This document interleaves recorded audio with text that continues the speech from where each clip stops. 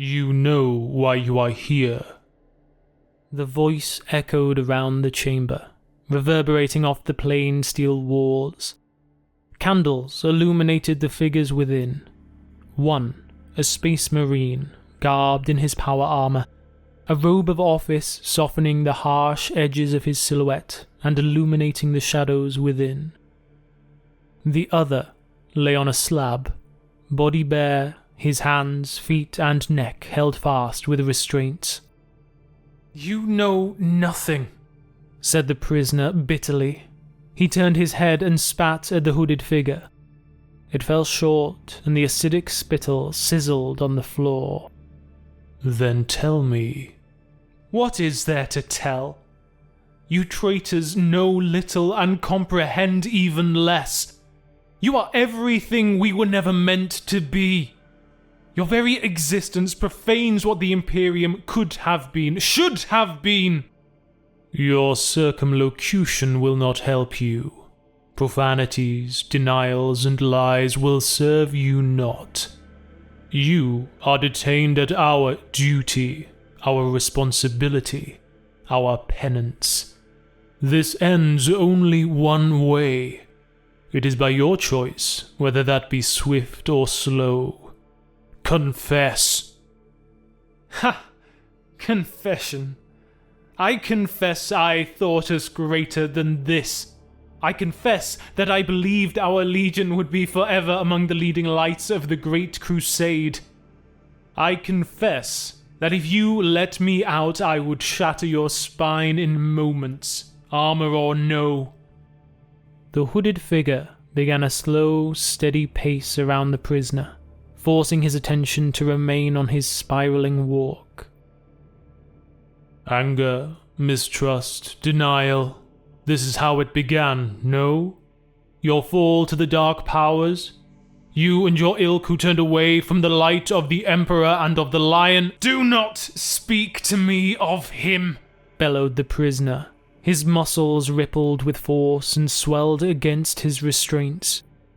His brow furrowed into angular lines and his mouth curled up into a snarl of animalistic rage. He betrayed everything we were. He forsook the Emperor, mistrusted his legion, and destroyed his home world. And you name me betrayer. Moments passed. The hooded figure continued his steady, methodical pacing. The drumbeat of a gallows march, or a heartbeat. The prisoner's ire burned away slowly. His restraints were designed to hold beings of his formidable strength, and then doubled to prevent escape through sheer brute force. His breathing slowed second by second until it returned to a resting rate. He spoke once more, quieter this time, with resignation in his tone.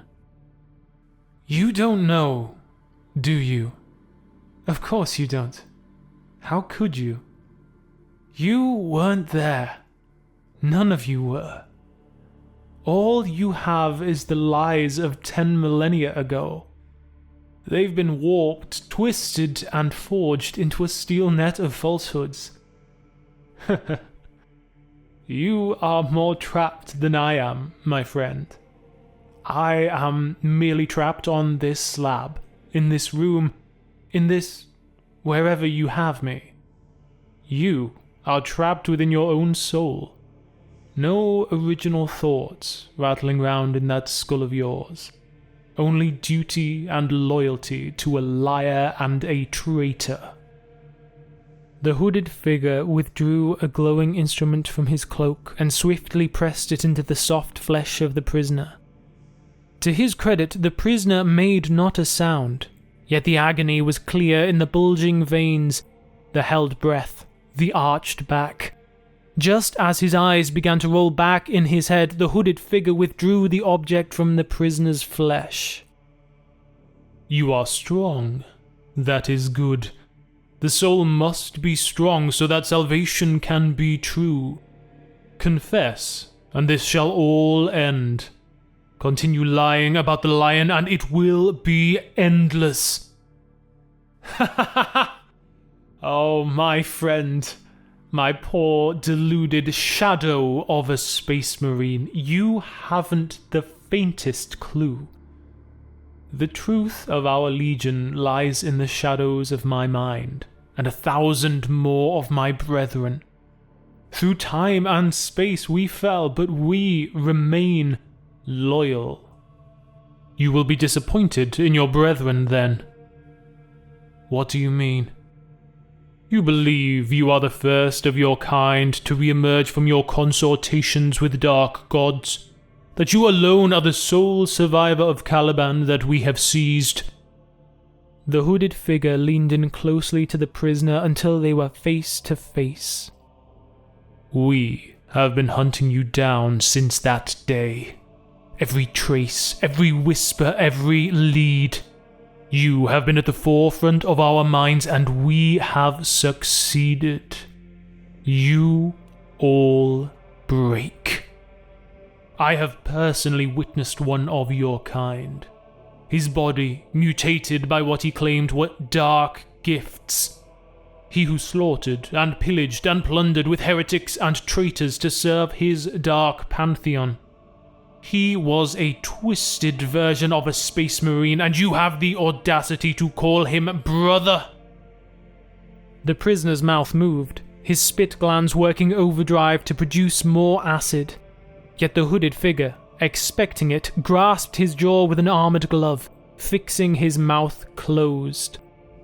The acid burned inside the prisoner's mouth as his eyes gazed fiercely into his gaoler's visage. I am not finished, filth. Your kind betrayed us, betrayed the Legion, betrayed the Primarch. You will confess. But first, you must understand. So talk. Tell me now of the lies you believe, of the twisted recollections you possess, of the blind justification of your treachery. Then and only then shall we continue with your confession. He released the prisoner's jaw and took a few paces back. Regale me with your falsehoods. Shed yourself of them. Divest them as you would your armor. Then I shall bring you enlightenment. The prisoner swallowed the acid from his mouth, tasting the blood and flesh now mixed with it. And if you don't like what you hear, you will punish me? Is that it? You have no other option. Speak now. Perhaps you do possess a glimmer of the metal of our Legion. Very well. Let us see how your pretenses perform against the truth. The measure of my story versus the propaganda of your own. The truth of the Dark Angels. My name is Argel. You want more than that? I have none to give you. I was born on a planet somewhere between Terra and Caliban. I do not know. Picked up along the way, I suppose. A lucky stray that proved to be acceptable for the Legion. I don't remember my planet or my parents. Those were taken from me within the indoctrination process. Yet I do not feel for their loss. They were a part of a child. I am a space marine. Two different people. The hooded figure interrupted. I will listen, so long as it is of worth. Your ramblings will earn punishment. Are you in a rush, brother? Do you have something more important to attend to? Very well. You shall receive your truths. I was a scout when Caliban was rediscovered. Barely a space marine. Yet I understood the significance of what had occurred. Our Gene Father, our Primarch, had been discovered. A glorious day indeed. Or at least it should have been.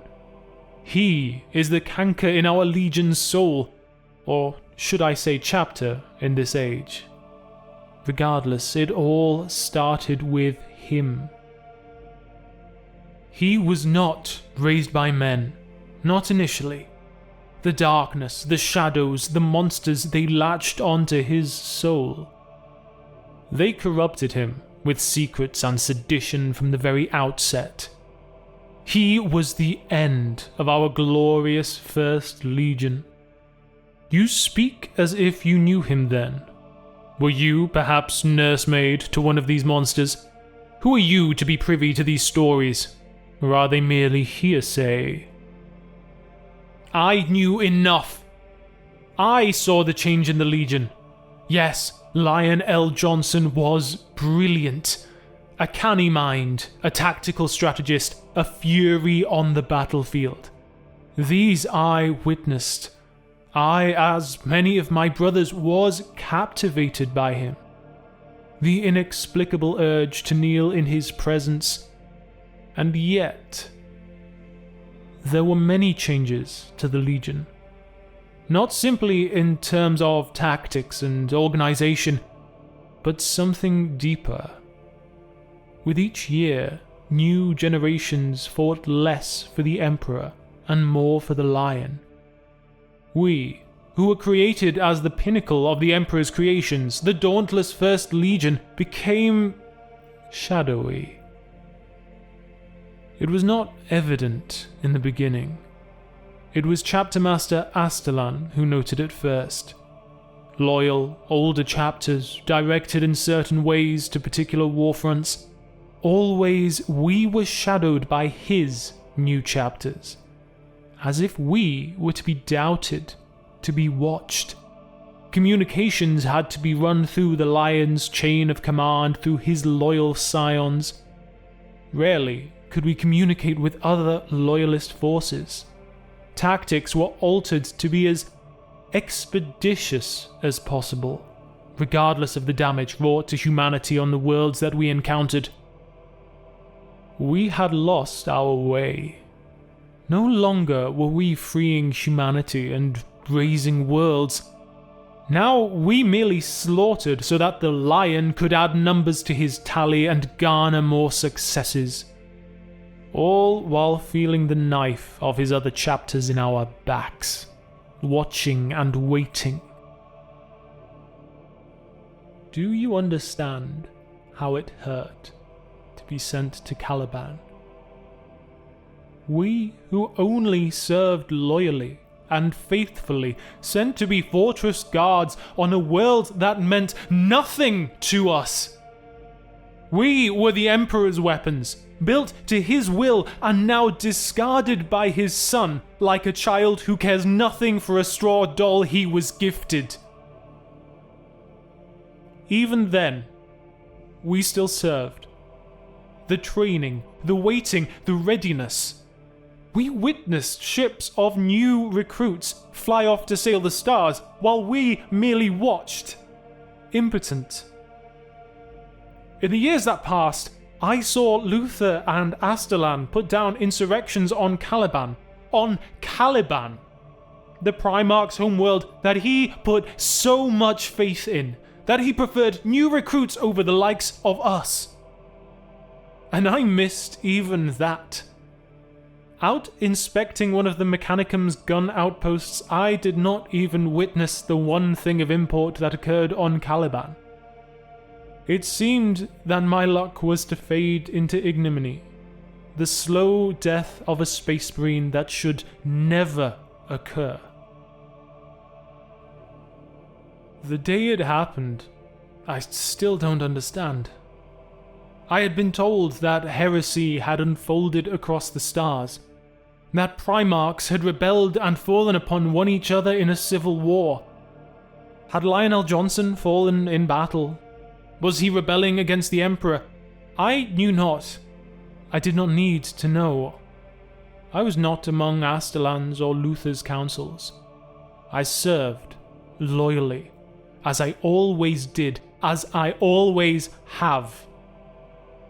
And I still remember the day when the Lion fired first. Flame erupted in the skies, ash choked the horizon. Caliban was torn apart. I remember the smell of ozone, the pressure of being squeezed akin to the vacuum of space, the howling winds of eternity.